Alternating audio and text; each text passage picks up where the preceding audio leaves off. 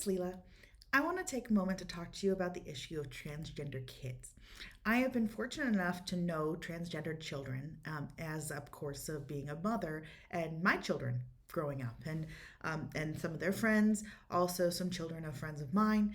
And I want to talk to you all about what that looks like in most cases, because I think that there are some major misconceptions out there about what parenting a transgender child is like. So I will preface this with a lot of the folks that are my friends as adults, including my spouse, are who are genderqueer, have experiences as children of understanding their gender was not what was assigned, of feeling out of place in that respect, and frankly of acting out in performative ways having to do with their gender. For example, putting on their sister's clothes, feeling very effeminate when they're in a masculine body, or vice versa, of what we sometimes call tomboy behavior, like being a more masculine girl. And um, and so in the adult experience in this community, it's very typical to have these stories of being a kid who feeling this way. So most of the kids I know who are transgender children or genderqueer children are people who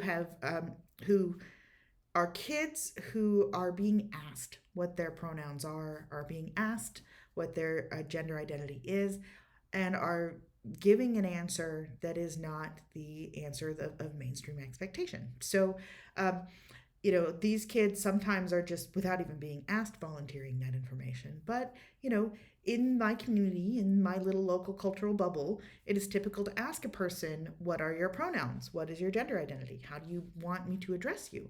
And and so a kid might respond with, my pronouns are he, him, or my pronouns are they, them. And the kind of standard response to that is, okay, and I'll use those pronouns, but with the understanding that that can change whenever. So most genderqueer kids that I have known are using pronouns that do not fit with their gender at birth, or using gender neutral pronouns by preference. And some of them are choosing to go by names. And their parents, as a whole, now every parent parents differently. There are differences in how we all approach this, are allowing them to choose those things, and just going with the flow of whatever the child leads. And this has been a philosophy of my parenting, that I think that children are humans. Go figure.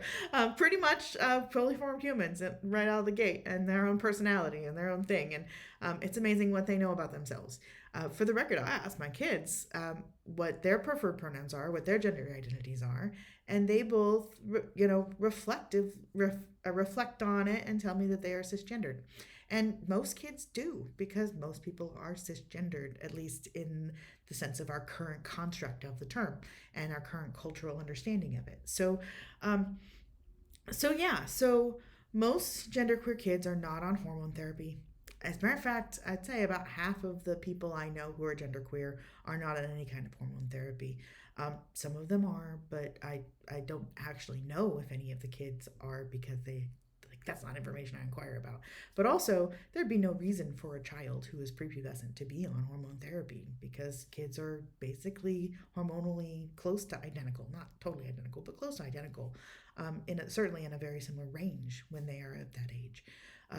Now, there are medical decisions to be undertaken as a kid reaches puberty that are something that I view as a personal discussion between a child and their doctor, a child, parent, and doctor, um, about what is the risks and benefits of taking hormones that would help them with gender affirmation.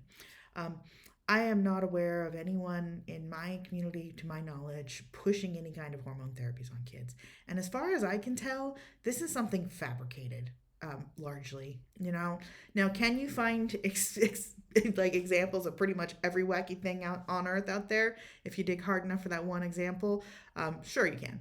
But it is definitely not common for any adult to be pushing any kind of hormone therapies on kids, or encouraging kids to have any kind of gender identity other than what they naturally express. This is frankly a myth and a lie.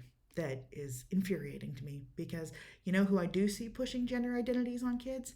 People who are refusing to recognize that queer people exist and thinking that this is a new thing. And frankly, there are a lot of very harmful things that I've seen in terms of telling little girls how they should be girls and um, telling little boys what is manly and how they should be boys and just putting that idea on a kid. I think is harmful. And this is not something that I see coming from people who are more open to different identities.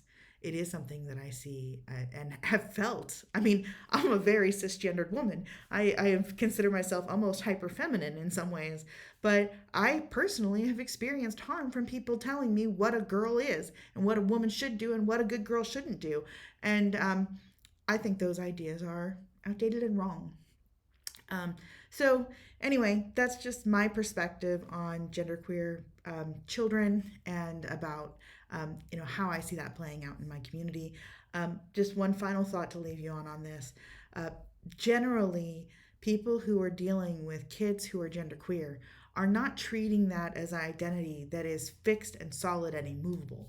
They're treating it as something that is the child's choice and a way to respect their individual autonomy. So I've absolutely known kids who were genderqueer who chose to use pronouns that did not fit with their assigned gender at birth, who then decided to go back to the pronouns of their assigned gender at birth with no negative consequences from their family or friends for doing that. Just an understanding of, oh, great. Well, now we'll start using your the she her pronouns for you. Thanks for letting me know. Um, I personally do not see any harm in that, and I see a world of good to be had from that. So that's just my 2 cents. Thanks very much, and have a great day.